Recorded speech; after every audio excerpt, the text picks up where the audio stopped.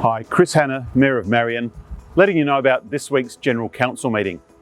We had a very extensive discussion about moving to a fleet of electric vehicles, both passenger vehicles and trucks and so on for the Marion Council.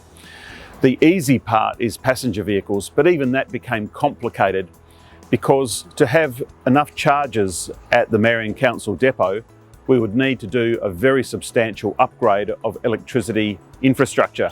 And we don't have the figures on what that would cost yet. There were many permutations about how much fleet we could transfer, how quickly to electric vehicles. So in the end, we decided to postpone the discussion until June so that staff can get further information. We also discussed National Reconciliation Week. That's coming up at the end of May.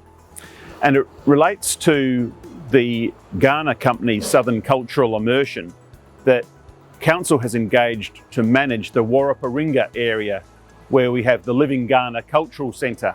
So Council pays Southern Cultural Immersion $245,000 per year, as reported to the Council this week.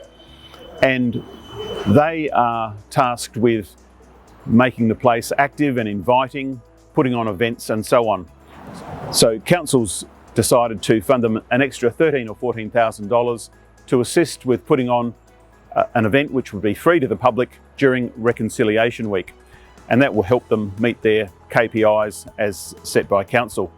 And finally, I can mention that we agreed to obtain a further report into the options for soft plastics recycling.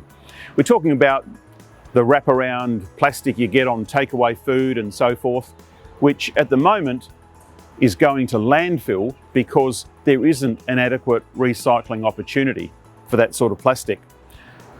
Now, it's relevant that Marion Council, with Onkaparinga and Holdfast Bay, is a partner in the Southern Region Waste Resource Authority. That's down at the old Pedlar Creek, but it's much, much more than a dump these days. They do an enormous amount of recycling, both in terms of cardboard, for example, and converting gas into electricity for local housing.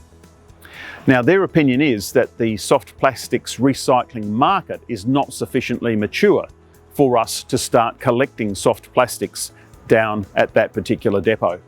So a report will be brought back, we'll hear from the experts, and we hope that in due course we will be able to have soft plastics recycling so that it'll be able to go into the yellow bin rather than the current situation where it's the red bin. So that's all from Council this week.